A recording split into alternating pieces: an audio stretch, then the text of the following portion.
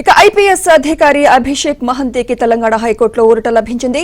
Cat లో విచారణ తేలే వరకు తెలంగాణ నుంచి ఆయన్ను రిలీవ్ చేయవద్దని ఉన్నత న్యాయస్థానం ఆదేశించింది.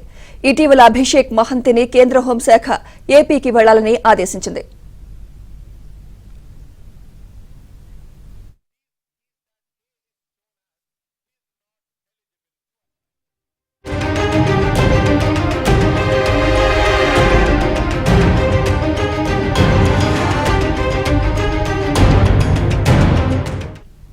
కేంద్ర హోంశాఖ ఉత్తర్వులను సవాల్ చేస్తూ ఆయన క్యాట్ ను ఆశ్రయించారు.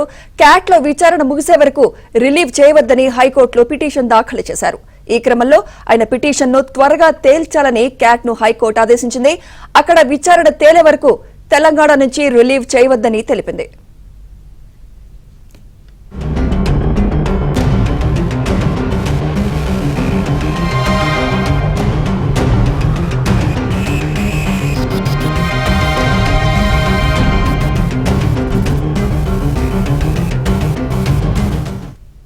ఇదే అంశంపై మరింత సమాచారం మా క్రైమ్ కరెస్పాండెంట్ ప్రవీణ్ అందిస్తారు. ప్రవీణ్, ప్రస్తుతం ఐపీఎస్ అధికారి అభిషేక్ మహంతికి ఊరట లభించిందని కూడా మనం భావించాల్సి ఉంటుంది. ఎందుకంటే ఇప్పటికే తెలంగాణ హైకోర్టులో పిటిషన్ దాఖలు చేయడంతో దానిపైన విచారించినటువంటి న్యాయస్థానం ఇప్పటికే ఊరట ఇచ్చింది.